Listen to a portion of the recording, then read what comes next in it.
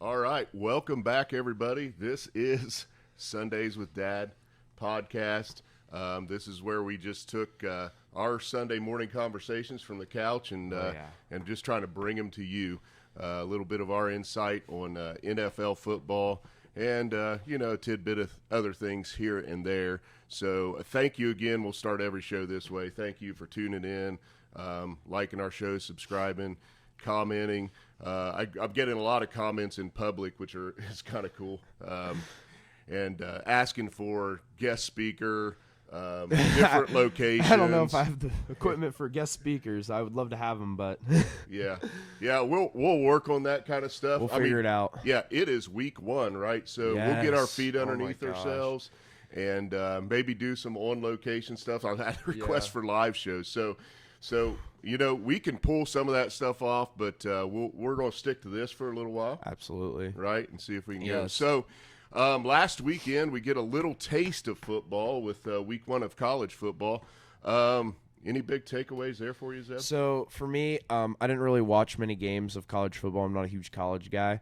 I still like, obviously, football's football, but, I watched the Colorado game, which was amazing if you watched it, and then I watched Ohio State because I was a guy who's been a supporter of Ohio State. Like, I'm not a fan of Ohio State. I actually don't like them, and I know that's weird to say on a podcast where a majority of your audience is in Ohio. That's not very smart, but I was very big on them going into the year, and they kind of just looked rusty against Indiana, so I'm hoping they kind of pick it up because I kind of told everyone that I kind of like them this year, and I don't want my take to be wrong. So yeah, I think they're going to be okay. Got a couple weeks before a huge one in South Bend, though, for those Ohio State Buckeyes. Yeah, I think Notre Dame's traveling to NC State today, so we'll see how they do on the road. But I think they're like 9-0 in their last 9 games against the ACC. So expect that to continue. And Sam Hartman looks to be legit at quarterback for Notre Dame this year. He's so good at So, Mike, just 2 quick takeaways on college football. Loved the Colorado game. Loved some Dion. Shador and Travis Hunter look to be legit players at this level. They've got a Big Ten matchup coming in today with Nebraska. We'll see how Matt Rule and that team. See, they 13-10 game last week against Minnesota. So blah blah blah. Same old Nebraska choked it away in the fourth quarter, which is what they did all last year. Anyway, love keeping an eye on Colorado. I mentioned them in our first 2 shows as, hey, keep an eye out for Dion, which I don't know if he'll ever go to the pro ranks, but jokingly talking about him going to the Cowboys. And then Florida State taking care of LSU handily. Yes. They looked good. So keep your eyes on Florida State. They came in the season ranked 8th, so they're not exactly a super surprise there, but looked like some Florida State teams of yore. So anyway, and then we got week 1 NFL football started Thursday night. Let's go, baby. Man. Finally, time for NFL football. I've been waiting all year. It's like it comes for about 20 weeks, and then it goes, and then you have to wait an entire year, and then you get it back. And it's let's go. And what a better way to start the season than having Patty Mahomes at home and getting an opportunity to watch that guy play quarterback at the highest level that we've seen over the last few years. He's the best in the league, even though they took the L. Yeah, they did. I tuned in majorly on the first half. I really was doing something else on the second half, so I wasn't really paying that much attention to it. But in the first half, I will say this. The Lions' offensive line looked great. Jared Goff looked pretty solid. But overall, that game was so weird because it felt like there was a lot of offense, but yet not a lot for me. It felt like, each team was driving down the field and then just getting halted right before they got into scoring range, and then it was like punt, or it would be like a 3-and-out. It was weird. Yeah, there were some key third down stops in that game. Oh, yeah. At the end of the half, though, you seen a key big play on third down. I think it was 3rd and 17 when Mahomes connects with Valdez Scantling across the middle for a big play, and then another big play down the field, and next thing you know, he's throwing a no-look sidearm thing to Blake Bell and scoring a touchdown. Crazy. Right? So, I mean, so the first half, the Chiefs are going into half leading, and everything says, this is a game where the Chiefs are going to win. Second half, Kadarius Toney happened. Honestly, Kadarius Toney this is the equivalent of D Ford in the AFC Championship. Like, Yep. it's not all his fault that they lost that game, but like if he does what his job, they win this game. The throw that was the pick six was a perfect throw. Hit him right in the hands. I saw a quote this week from Travis Kelce quoting about picking up Kadarius Toney and said, "How did he get out of the building from New York?" I think we all know now. Yeah. That's how he got out. And if I were Andy Reid, I'd be thinking long and hard. If he has another one catch for like 10 yards and 4 drops. No, he didn't even have a one catch for 10 yards. He had one catch Okay. for 1 yard and then -1 rushing yard. So he had a net 0 yards. Yes, and let me drops. throw one to the other team for a pick six. Yeah, that was. Now, if you're a Lions fan, you are super excited. Hey, we are very big supporters of the Lions. We love Dan Campbell. How can you not? We've said that in a podcast before. Dude, if it's not the Steelers, I'm rooting for the Lions on Sunday, man. Like, I'm telling you what, that team is so fun to watch because it's been like this crappy organization for so long, and it finally looks like they're bringing themselves out the gutter, which is just so awesome to see. And a couple notes from that game. We mentioned Dan Campbell. How about a fake punt in the first half from his first quarter? I mean, from inside his I was 20. looking at social media, right, and it's like I was talking to him during the game, and I was like, "Dude, Dan Campbell's got some balls." And then literally, I saw about 3 or 4 memes about how big Dan Campbell's balls were. He just slung them right out there. First quarter, first game. Love it. I'm such an aggressor when it comes to football play calling. Listen, I would have not made that play call, but you know what? I'm all for it. I love aggressive football. Look what the offense did in that series. Marched it down the field. Momentum Goff shift. Talked a lot about Jared Goff this week, and is very underrated, actually, Yes. under the radar, but was a number 1 pick for a reason. Don't sleep. Yep, don't sleep on Jared Goff. And this little 1-2 punch of a running game that they're getting, Gibbs looked extremely fast when he got in space. His acceleration was like Yes. boom. And Mr. Montgomery, just north-south boys, and their to your point, their O-line looked great. On the defensive side of the football, I think everybody would have expected this to be a higher-scoring game, but the defenses actually did bend but not break. Yeah. Aiden Hutchinson looked good, and I think we saw that Kansas City was definitely missing Mr. Jones up front. So No doubt. So yeah. Takeaways. Great running game for Detroit. Mahomes is Mahomes. Yeah. Dude, he don't get the drops, man. The game goes a different way. Honestly, I went to bed at halftime too because I have a day job, and I thought after he finished that half the way he did, I thought they had the momentum coming out, and they would execute down the field. I think he made the throws, he made the plays, and he's missing Mr. Kelce this week for sure. Yeah, no doubt. I mean, honestly, one takeaway for me from that game is the guy who got the pick six. His name is Brian Branch. Yep. Rookie. I was a huge fan of Brian Branch coming out the draft. So I'm just saying. Okay, cool. So this show's kind of going to go this way. We are going to talk about very briefly every single game this week, right? Yep. So we've got kind of a rundown we will go through. We will make picks. Yep. We're going to keep track of those picks, and this is straight up, not against the spread. So we'll see how badly Zeb beats me this year. Hopefully. Yeah, there'll be a little wager going on this, unless I get behind early by a lot. Then I'm not. No, sure. That's not how this works, bud. I'm not sure how that'll go. And then we're going to pick 5 impact games that we think are the most important games this week in the NFL, and we'll finish with those, talking about those 5 games a little more in depth. Then we'll give you a kind of a lock of the week and an upset of the week, and then we'll get out of your hair. But if you get an opportunity, throw your earbuds in this evening, tomorrow morning. Listen up before you start watching tomorrow, and see if we can give you a tidbit here or there that'll get you through your Sunday. So, all right, fire away, man. Okay, so first matchup: Texans versus Ravens at Ravens. Boring game, probably. Take the Ravens. It's a 9.5 point spread, I think, and I'd take the Ravens and the under, and tune into something else. Yeah, I'm gonna go with the Ravens. I mean, the team is just way better. I mean, the Texans just suck. Yep. All right, Buccaneers at Vikings. Not a very interesting game either to me. The Buccaneers on the road at Minnesota, 13-win team last year, right?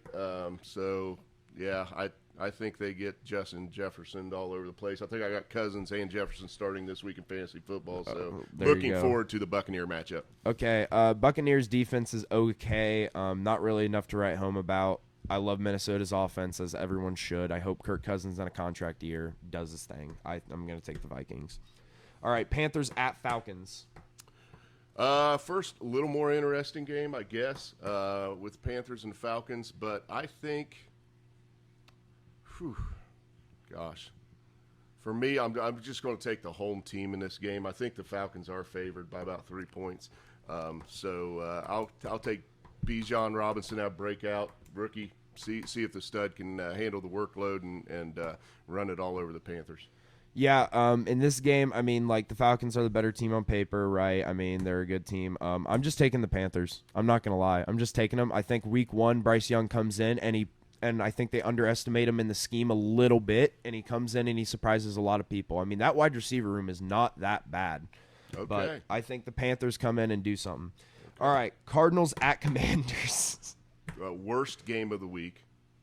I mean, this is terrible. Oh, I mean, yeah, it's. Yeah, I can't believe the spread's 7 points though.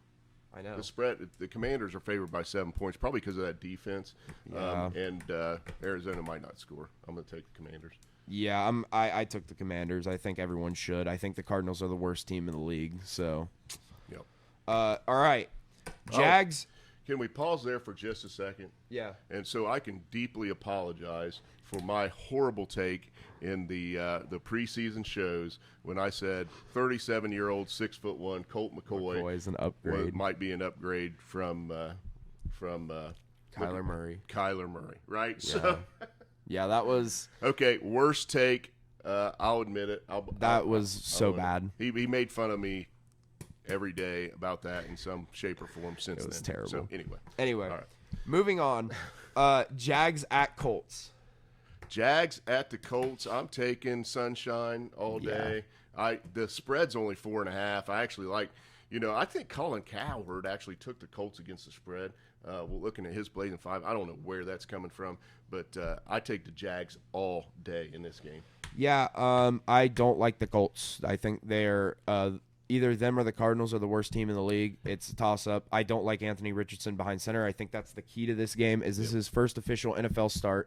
He still hasn't thrown over 55% in a season in college, and in the preseason he literally threw under 50%. Under 50% will not win you games in the NFL. That's the worst QB of all time. You can be as athletic as you want to be. Yeah. If you can't throw the ball, it's not going to work. I'm not saying the guy won't be decent in the future, but now's not his Either time. way, Jags are my lock of the week. We'll talk about that later. Okay. But either way, I like the Jags.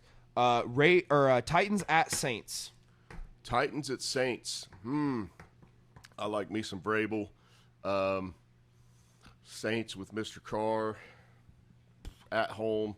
I'm taking the Titans. Solid. So I actually put in my notes that this is my toss-up game of the week, so I have no clue who's going to win this one, but I'm going to pick. Yeah, literally. So I'm taking the Saints with Derek Carr. I just think they have a better team, and I don't know how good Ryan Tannehill is going to be this year, but if the Titans win, I will take the L because they're just as good. This is like a 50-50. It's going to be a tough game for the Titans with that receiver room and Derek Carr. Absolutely. I think they should have the ability to move the ball down the field a little bit. So. All right, Raiders at Broncos. Phew. I'm taking the Raiders. I have no faith in Peyton. Sean Payton won one Super Bowl with a very, very gifted roster over a lot of years and had a lot of question marks around his leadership as a head coach. So, we won't get into all that, but I'm gonna take the Raiders. I'm taking the Raiders too, actually. Yeah. I'm taking them to go on the road to Denver and shock a little bit of the world because I think that Jimmy G gets a bad rep. He's not a great quarterback, but he is a serviceable guy, and I think that team, they can win games with the service. And we haven't even played games yet. Peyton's already had some faux pas in the media, and he said something about Russell needs to stop wrestling as much this week. I heard that quote. It's like that's goofy. It's like, dude, you got to bring it. the very definition of a team is bringing it together, Yep. keep it in the locker room, keep it out of the media. I can't stand teams that do that. Yeah. Especially head coaches. Yeah, that's a sign of immaturity in my opinion. Either way, Eagles at Patriots. This one's sneaky for me because Patriots are going to have a good defense, always, Bill Belichick. But I'm going to take the Eagles. I think on paper they're just too good. Yeah, give me the Eagles. I'm taking the Eagles. Yep. Only a 4-point spread, though, I think. I know. Something like that. Yeah, we'll talk about that later. All right. But either way, I think the Eagles. I mean, this is like kind of a trap game, but like at the same time, I think that this team will be able to roll. I don't know how the Patriots offense is even going to function, honestly. So, Can you have a trap game in week 1? I mean, technically. I mean, if you can, I guess this would be one for Yeah. sure. Going to New England, always be careful. Yeah, absolutely. All right. Anyway, Rams at Seahawks. What do you got? Honestly, this is a 5-point spread, and I think it should be more. I think Seattle is a touchdown better than the Rams. Matter of fact, that's be one. I'd look at if I'm doing pretty well in the 1:00 games, we may lay some jingle on the Hawks to cover that 5. Yeah, no doubt. I'm taking the Seahawks in this game. I mean, I don't understand how you couldn't. Like the Rams are going to be sloppy. Stafford can't connect with his teammates. I mean, Kupp's he's out, coming off an right? injury. I don't know. I think Cooper Kupp's out. He might be. That was a little fantasy tidbit we gave you in the NFC preview. Yeah. Was don't go after Kupp. Yeah, in the I first just round. think their team is injured, coming off injuries, Yep. and just kind of a mess. And I think that, it's just not going to end well for them on week 1. I think maybe they'll get it together later in the season, but for now, I'm taking the Seahawks. Head coach was, do I want to coach anymore? Yeah, I guess I want to coach some more. I mean, there was all that going on the off season too. All right. So. And then this is the final matchup: Packers at Bears. Give me the Bears at home. I Really? said this before. The Packers may finish last in that division. I know, another horrible take by me, according to Zeb, but I'm taking the Bears. It's a 1.5 I'm not point horrible. spread, so It's it's not basically a pick'em game. Yeah. I think Fields gets a dub against the Pack at home. All right. I'm not an Ohio State fan, so I'm not biased. I'm still. Justin Fields has still not proved that he's even a solid NFL quarterback. He has been bad. You look at his statistics, you look at his film. He has those highlight reels, but he has still been bad. I still think they didn't improve the offense enough. DJ Moore's cool. Yep. Still bad. I still think that entire roster is not very good, and I think they have playmakers, and I think that's why they're going to win a little bit more. But I think everyone has kind of put off, like, the Bears are going to develop this year. The Bears are going to develop this year. I don't see it. I really don't. I don't think they added enough. Either way, I think I'm going to take the Packers here. I And think they develop enough to maybe finish third in the division. I'm taking the if that's Packers. developing. I'm taking the Packers because everyone's down on Jordan Love, and he looked amazing in the preseason. He's been sitting as an NFL QB behind a Hall of Famer for 3 years. I'm just saying. How do you think Aaron Rodgers got so good? Yeah. All right. Anyway, Yeah, Brett Favre. yeah. So let's go our 5 impact games of the week now. We've done our little rush through of who we think's going to win each of those.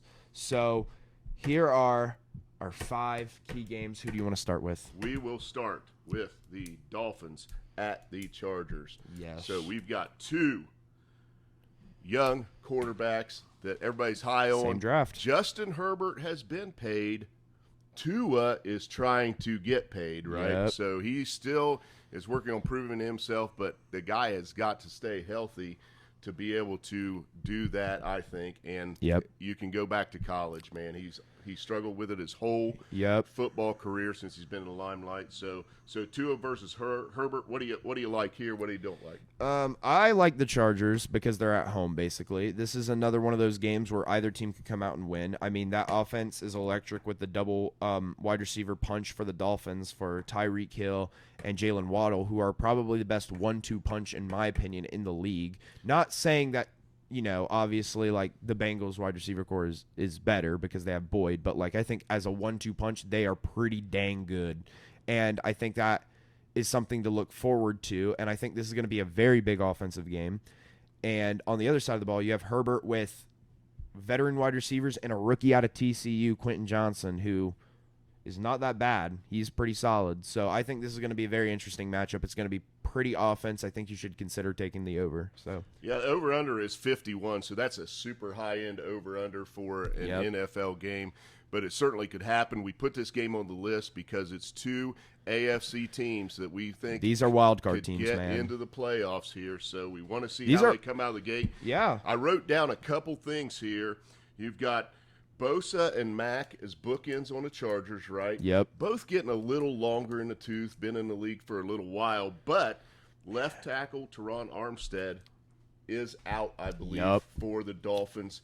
That could be a big factor in this game. If those guys can get to Tua a little bit, Give him a we concussion. know how well he takes a hit. He does. Yeah. Right? So Yeah. we don't want to see anything bad happen to Tua, but history tells us his durability is not great. Yeah, So Tua's got to stay in this game, and we'll see what happens. But I love me some Waddle and Hill as a 1-2. Yeah. Man, I'd put them right up there with Chasing Higgins as a 1-2. Yeah. I would say they're better, honestly, just because I think Waddle's a step above Higgins. And I know you're a homer, but I mean, like, Not close. okay, just kidding. that's a bad take. Tyreek Anyway. Hill is freak. Yeah, anyway. Okay, so in that game, if it were flip-flopped and it was at Miami, I'd probably take the Yeah. Dolphins. It's at San Diego. You got to travel across the country, country, game one. baby. Okay, Yep. so that gets to be more of a factor later in the season, I think. But right now, I'm going to go with the Chargers. At I home. agree. I'm But going with the Chargers. Probably one of the worst home field advantages in football is Yeah. LA. So, Also, another note to note is that, like, you've had the entire offseason to prepare for your week 1 game. Like, you can start it at any point and you're preparing for week 1, right? And I mean, coaching matchup is very not even. Like, it is completely. I agree with you Dolphins coaches up here. My opinion's on Brandon Staley. He's a bottom 5 coach in this league. He kept his team from winning 2 years in a row now. I would cut you immediately. Like, the goal is to win, and you can't win, and you actively prevent your team from winning. Yep. I give me the Chargers, but, like, if the Dolphins win, like, just Not- like the Titans, it's not a like big surprise. Yeah. But interesting to see how these two teams start their season, in very competitive Yes. positions. So. All right. Number 4. The 49ers at Pittsburgh. the Steelers. All right, yeah. So as a Steelers fan, it was kind of very relieving to see that Nick Bosa got signed to his big contract right before the game. It's not very fun. Could have handled a Chris Jones situation there. Wouldn't have made you mad. dude. Well, look, I mean, I went into this week being like, all right, the Steelers are my upset pick. They're my upset pick of the week. And now I just don't know. I want to take the Steelers because I'm a homer. But, like, at the same time with Nick Bosa and our offensive line, I don't really trust it. I don't trust. I mean, we're probably going to set the rookie on Nick Bosa, which is, like, death. Yeah. So the reason this game's on here is we're talking about what could be the two of the most elite defenses in the NFL. Absolutely. Playing. The over-under on this game is 41.5. The spread is 2.5. So it's going to be, I think it might come down to ball security. Yeah. Right? Purdy, Pickett, don't turn the ball over, guys. Absolutely. And it is, can we create a fumble? Do we get a TJ Watt or a Bosa play? Both of those guys are game wreckers. They make everybody better around them. On the offensive side of the football, you want to see Pickett develop here. He had 7 touchdowns, 9 interceptions last year. I think that goes up. I think we expand Pickens' role. Deontay has to get in the end zone this year at some point, right? Yeah. I mean, his stats weren't horrible last year, but No man, touchdowns. he's got to get some tutties for this guy, right? Yeah. So I think Pickett is going to improve for sure. Purdy, I'm not sure. I'm not sure. He's got McCaffrey and he's got Samuel. Can McCaffrey stay healthy for the season? Because when that guy goes out, the offense gets way worse. That is very true. I mean, that is absolutely lock. I mean, if you're talking about the most valuable player on Pittsburgh's offense, I think you actually can't pin down a player because I think that all of their players kind of contribute an equal role. I mean, you got Pat Freiermuth, Najee, Kenny Pickett, and you got Deontay and Pickens, and I think all those guys are very, very solid, but none of them are elite. None of them are great. But the 49ers have a couple guys. They have Debo, obviously, but the guy they have is McCaffrey, and that offense is probably going to be built around McCaffrey. Kittle Kittle's nursing a hammy or a groin. Yeah. I think so. She's still questionable for the game. One thing that's you got to be careful this week, Pittsburgh. But you got to change that offense a little bit. Amen. You got to be a little more 3 yards in a cloud of dust, Matt Canada. You got to bro. You got to get a little more creative on the offensive end, man. Absolutely, I 100% agree with that. You can't go Najee pass, right? Yep, So the classic. Yep. Anyway, who you got? This is my upset of the week, and we'll talk about it later. I'm taking Pittsburgh. I'm taking Pittsburgh as well. Whoa. And this is coming from Hoodayville. They're 10-6-1 against the spread last year. And it's only a 2.5-point game. I like him at home. Tomlin, to me, is one of the best coaches in the NFL, and he's going to have these dudes ready to rock at home. It's a West Coast to East Coast trip.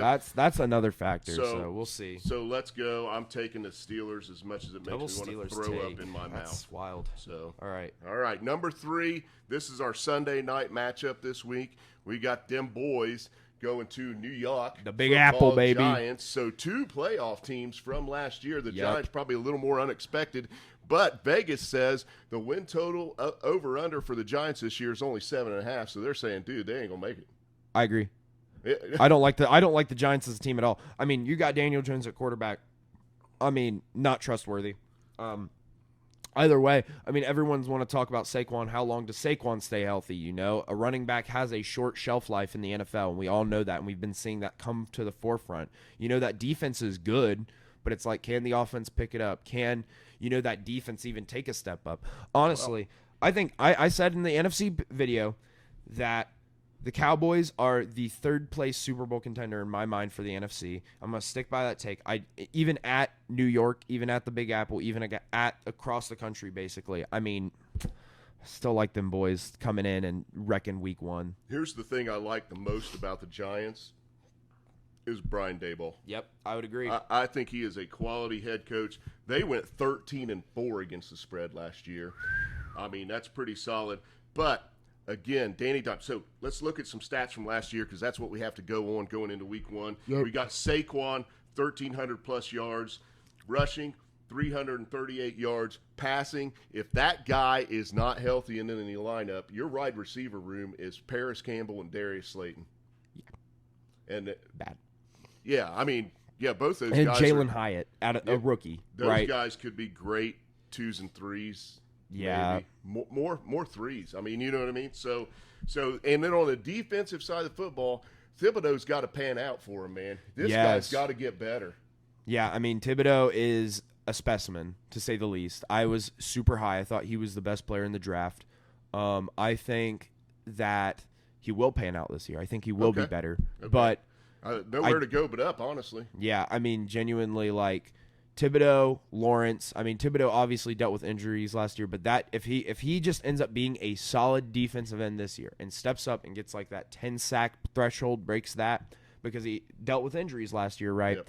That's good enough with Dexter Lawrence there, and that defensive line is pretty solid. They have star power. They really do on defense, but it's just like they're places where they don't have the guys I don't really trust that much, and that's why I'm taking the Cowboys week 1. I don't know about you. Yeah, I'll talk about the boys a little bit. I am taking the Cowboys in this. So we got Dak coming in with the 15 picks last year. He's got to get that number down. Amen. But he's got some weapons in Pollard. CeeDee Lamb was 107 catches, over 1,300 yards last year.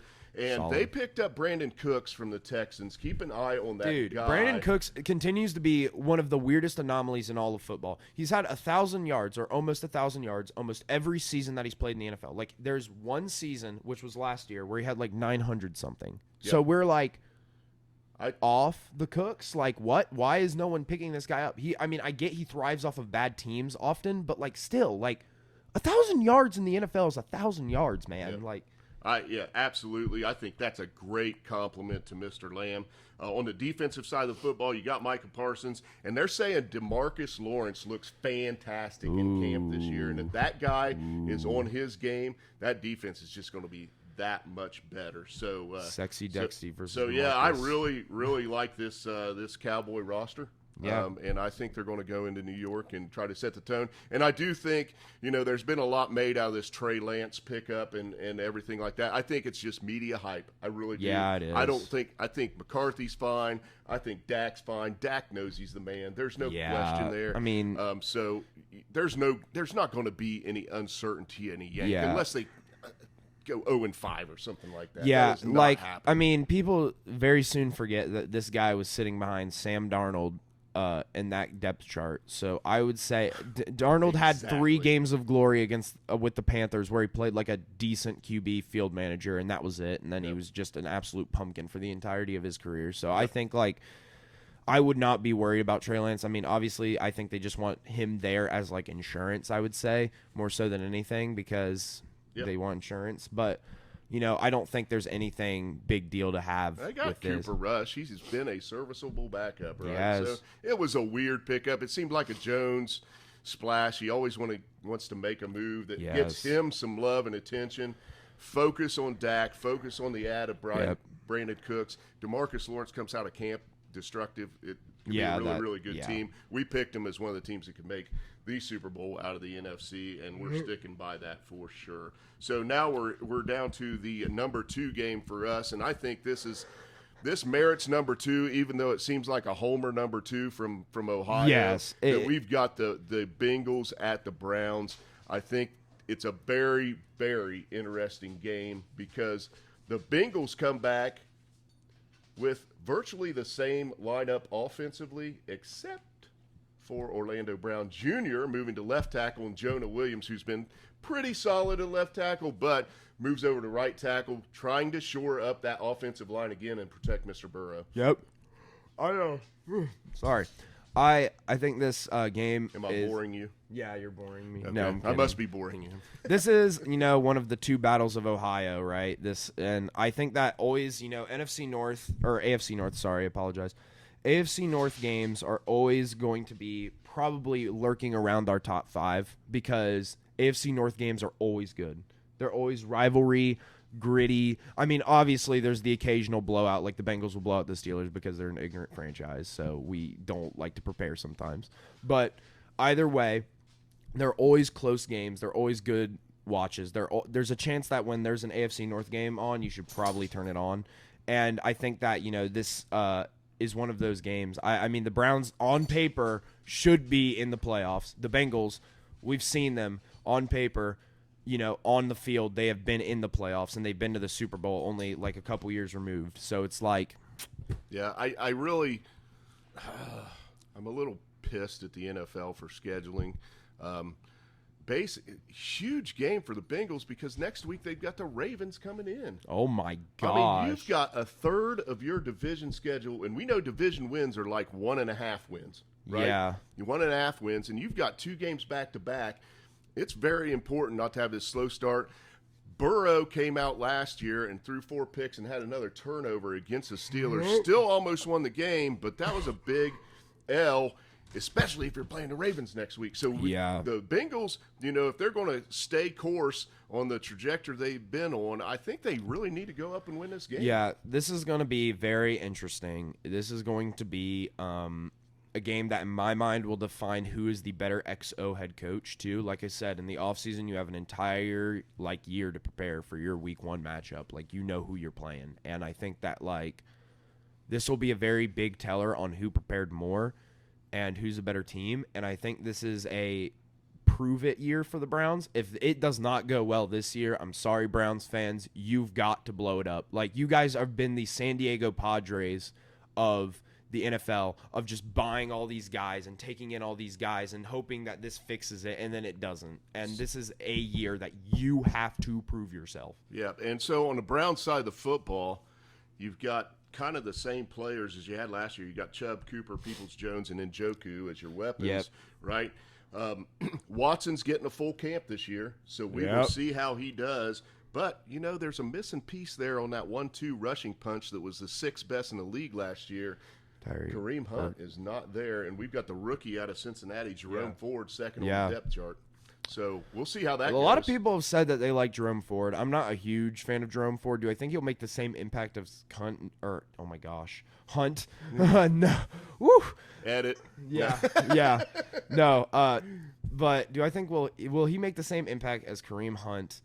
No. Just straight up no. He's a veteran. I mean, Kareem Hunt's been in the league for a while. He knows what he's doing. But I think he will be able to fill that spot to a serviceable degree, kind of like what the Bengals are doing with P. Ryan and their rookie.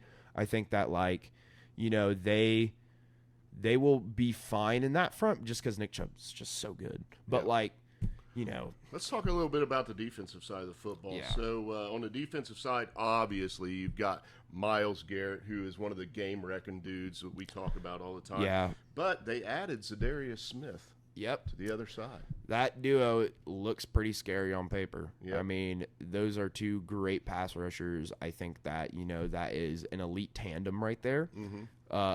It is the best thing about the Browns. But the worst thing about the Browns is their linebackers. Yes. Their linebackers are not very good. Nope. They got Ward and Delpit in the secondary. Okay. But the linebacking crew. Now, they were 22nd against the pass last year and 6th against the rush. Does that change? You see that getting better or worse or whatever? So, honestly, probably against the pass, I feel like they will get maybe slightly better just because the pressure from Zadarius Smith that brings along. Run, I don't know. I honestly think they might. I think they might regress just a tad in the run, and I think they'll improve a little bit in the pass. So I think it'll even out to about where the same they were last year. So I think it would just be different. In this matchup, I think the Bengals will be very good at exposing that linebacker crew and getting matchups that are favorable for Burrow in the passing game where he gets the linebacker matchup. The truth about it is let's say that statistic is the same this year and that the Browns are 22nd in pass offense. Like in pass, allowing the pass. I mean, just straight up, Joe Burrow, the Bengals are a pass team. They are a team of the future. I have the Bengals in this matchup, just straight up. I think the Browns are like a little overrated. Obviously, we've talked about that, but like, you know, going into Cleveland, I mean, it's not that long of a drive. I mean, Bengals are the better team on paper in my mind. Give me the Bengals. Yep, I agree. I'm taking the Bengals. The Bengals on the defensive side of the ball, all the major players are back except for at the safety position. You've got Von Bell, Jesse Bates missing. Corners are still solid. We got Dax Hill. It's your time, dude. You got to step out safety position. And then I think I can't even remember who the other guy is. He's a seventh rounder. So the game of the week. The game of the week. NFL genius scheduling right here. You know, you have the Lions and Chiefs, very big offensive teams going on Thursday. And, I mean, obviously we didn't see a lot of it, but at the same time, that was a very good game. And now we got division matchup. Bills at the Big Apple, the Jets. Yes. And that is a juicy one to start out week one, baby. Monday Night Football. East Coast is so brutal to Monday Night Football because we got to stay up late and go to work the next day. But this one is going to be worth staying up for because we got Aaron Rodgers coming into New York, right? And the Bills have been kind of the sexy team in this division, man. I'm telling you what, you know, some kind of model just walked into the prom, right? And is looking very, very good, right? Yeah. How good are you really, I think, is this game's motto right here is like, this is, you know, the Bills, like the Patriots did with Tom Brady, never really had a big competitor in their division to like, they were always like lock of division crown. That's how the Patriots were with Tom Brady for a majority of his tenure. And it's like, now the Jets have stepped up and now the Jets are like, hey, we got the one position we needed. And if Aaron Rodgers can, and I've said this before, if Aaron Rodgers comes in and is just a solid, good QB, ranks like 13th in the league, hits in that range, this team is good enough to win this division. They're so good. Let's talk about offense. Let's talk about Garrett Wilson. 1,100-plus yards last year with some pretty poor quarterback play. Yes. As a putting rookie. a guy that can spin it as good as anybody in the history of the game, throwing it to this guy. This guy can create separation, right? And it's going to be very, very, very good. And then you've got Breece Hall, Dalvin Cook in the backfield. I mean, nice 1-2 punch. Actually, you know what? Even forgetting, they have Michael Carter out of North Carolina who had a pretty solid rookie season before he got injured. So you have 3 running backs down there that can run the football. So it's like. And you added a savvy veteran to that wide receiver room in Alan Lazard. under the radar guy, but a solid career as a 2-3, Yep. 2-3. Good route runner. Is going to And he's got that get connection open. with Rodgers, man. He gets favorable matchups. If the offensive coordinator's doing their job here, the Jets could. Yeah, look I pretty trust good in on the offensive Salah. side I of mean, football. and then on the offensive side of the ball for the Bills, they're coming in with basically the same pieces they did last year. I mean, maybe they run the football more this year because they didn't like to run a lot. Which, I mean, like, listen, this wide receiver core for the Bills has been vastly overrated. It's like people act like they're like the underground low-key pick, and it's like, listen, I like Gabe Davis, but is he that great? No, he's not really. There's Stephon Diggs, and then there's the rest of them in my mind. I mean, you got Diggs, Davis, and Knox at tight end. Yeah. Those are his targets. That's where he likes to go. But I think it's going to be, hey, what did you call this guy, the Luka Doncic. Yeah, just not quite enough pieces around you, Mr. Allen, to get to the next level, right? So, yeah. I said this in the I said, I think they've hit the top of this hill and maybe crested. I would not be shocked to see Mr. Allen in another uniform within the next few years. I still don't know about that, but, like, you know, obviously I can't predict the future. All I'm going to say is that in this matchup, it's at home for the Jets. If it was at home for the Bills, I would take the Bills, but I'm going to take the Jets in this matchup. I'm going to take Aaron Rodgers. I'm going to have that come in. Their defense, and this is what I'm going to talk about here. Defense is very there's a gap. Like, if the offenses are close together, which they probably should be on paper, defenses are this far apart. That Jets defense is a monster. Yeah. I mean, you have Sauce Gardner holding down that corner, which, yes, he'll probably regress this year because there's plenty of film on him now still. I was thinking about Sauce. You ever been at like work or school or something like that, and somebody brings in this hot sauce, and they say, just take a little bit of this, right? Yeah. Stay away. Yeah. It's freaking hot. Yeah. Right? And he is a shut down half the Absolutely. field guy. Stay away from the hot sauce for sure. Yes. If you're Josh Allen, because he'll get you. Yeah, he will. I mean, that's the thing. It's not even like he's not even interception heavy. It's just like you're not going to get that completion, dude. Like, it's just so hard to complete a pass on Sauce Gardner. He is the real deal. And, you know, you add that to, you know, a front seven that is only lost Quan Alexander from last year. Front seven solid. Quinnen Williams fully healthy this year. Former third overall pick, and he has shown it when he plays that he deserved to be picked there. I mean, right. He is good. And just talking about the Bills' defense, the only significant add, Leonard Floyd, defensive end. And they lost Tremaine Edmonds. I mean, that was their linebacker for so many years, and I know they had an off year last year, but it's like, yep. And we Von Miller's healthy though. That defense kind of got ate up last time we saw them on the field. They did. Yeah, got hooded. So yeah. The Bills are actually favored in this game on the road. It's a 2.5-point spread. Bills are favored. Over/under's 45.5. I like the under here, and I also like the Jets to win this game. Right? So, yeah. All right. So, upset and lock of the week. I've already said my picks. I said the lock of the week is the Jaguars. I hate the Colts. I don't like Anthony Richardson at all. I think, you know, the Jags are a team that are favored heavily to win their division. I like them. I don't like them that much as other people did. Trevor Lawrence kind of proved himself at the tail end of the year, but he still threw like 2 picks that were his fault and 4 picks in total in that game against the Chargers, which is very either way. So I'm not fully trusting the Jaguars. But at the same time, if there was a team that I don't trust at all to even win a game this year, like if I had to choose a team that wouldn't win a game, it'd be the Colts. I do not like them at all. I think they're terrible. So I couldn't agree with you more on that. My lock of the week, though, is going to be those Seattle Seahawks. I talked about it a little bit in that matchup. All right. I like Seattle at home, one of the toughest places to play in the NFL, and I just think those Rams are not the Rams that they used to be. So I'm going to take them. I'll even take them to cover that 5-point spread at home. So how about upsets? My upset of the week, I already said it too, Steelers. I mean, listen, I had this written down before Nick Bosa was signed. So I kind of backed myself into a corner, but you know what? Why not? If I get it wrong, it's an upset of the week. I mean, upset of the weeks are supposed to be these risky takes that you take that you think are going to be your upset. And usually I hit on them, but this week, you know, I have faith in my Steelers. I don't have faith in Matt Canada. That's the one issue, but we'll see. I don't hate that take. I took the Steelers as well. My upset of the week, we just talked about it. honestly, I can't believe this game isn't a pick 'em. The Bills at the Jets. I'm going to take the Jets with the 2.5 points to take the Bills, right? So, all right. So, let's say our favorite spreads from this week. I've been writing them down throughout the show. I've been thinking about them, right? So, we're going to give you 3 spreads, at least from each of us, that we think are what you should go and bet. I think, at least. I mean, all right. We're usually pretty good. We make money off of this stuff. So, I mean, I'm just saying.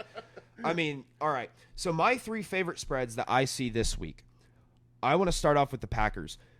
The Bears are favored. Right. I don't care that it's at Chicago. The Bears are favored, and the Packers are a better team on paper. I think Jordan Love has proven himself more than Justin Fields to this point. Give me the Packers plus 1.5. It's a pick'em game. First off, if it's under 2 points, I would take a team at least. It's basically like flipping a coin. All right. Packers, yeah. I think they're going to I don't think they're going to whip the Bears, but I'm pretty sure they're going to win. Okay, so that's a no bet for me because I'm just not sure with Love at quarterback. And I'm sure. Yep. Okay. He's got it. He's sure. I'm not going to bet that one, but go ahead. All right. Next one, I got Jags minus 4.5 against the Colts. Like I said, I don't know if they will score with Anthony Richardson. I know Jonathan Taylor's there. I don't even know if he's going to play. Either way, Anthony Richardson, you got to be able to pass the ball in the modern game. There's not many teams. There was the Patriots a couple years ago where they had Mac Jones throw the ball 3 times, but you have to throw the ball. Yep. And that dude might have – I mean, that Jags defense isn't anything to write home about, but, like, dude. 46% isn't going to cut it. And running for your life in the NFL, what's going to happen is this guy's going to be running for his life. He's going to try to make a play and get an extra yard. And I don't want anybody to get injured. I'm just telling you. But NFL linebackers hitting you, dude, is not a fun he is thing. literally like RG3 minus all the passing talent, not minus all the passing talent, but minus the mind and the brain to play football. Like, he is just so, like, his decision making, his completion percentage. It's like, because people at Florida were saying, like, the people who were high on him were like, oh, he didn't have weapons at Florida. Well, now you're in the NFL where a bad quarterback can come in and they still pass out over 50%. They still pass to that 55, 60 range with bad weapons. Yeah. You just passed under 50 in the preseason. And I get you're trying to sling it a little bit, show it off a little bit, try to adjust yourself to the game. Still, okay. I completely hate him. What you got next? So I say the Eagles -4 at the Patriots. And I know we just said this is a trap game, but honestly, I mean, on paper, that Eagles defense could absolutely stifle that Patriots offense. I mean, you're talking your wide receiver 1 is Juju Smith-Schuster and your quarterback is Mac Jones. Okay, since you put it that way, I agree. Welcome to the show, finally, Kane. We're almost done. Yeah. Making his regular appearance. So I'm on board with that. I like the Eagles. -4 there. And then my final one is the one that you've mentioned in this game, the Seahawks -5. I mean, that's a pretty solid spread, I would say, at home. I mean, I'm not saying this is one of my locks. I'd say the 3 up top are my 3 locks. I think those are the 3 you should take, but this is one that you should definitely keep an eye on. Like, if the Seahawks start, if it starts to shift towards the Rams, hit that button. I mean, genuinely, like 5.5 is 5 is pretty generous to the Rams to give them 5 points. So I mean, like, if they're going to give them less, then I would hit the button on the Seahawks. Yeah. Okay. Yeah. I've already said it. I like that one. So that's pretty much a wrap for this week. Yeah. Again, we'll hit you with a big thank you. Like, share, subscribe, comment, feedback. We love it. We enjoy the heck out of doing this and love the feedback we're getting. So we'll see you next week.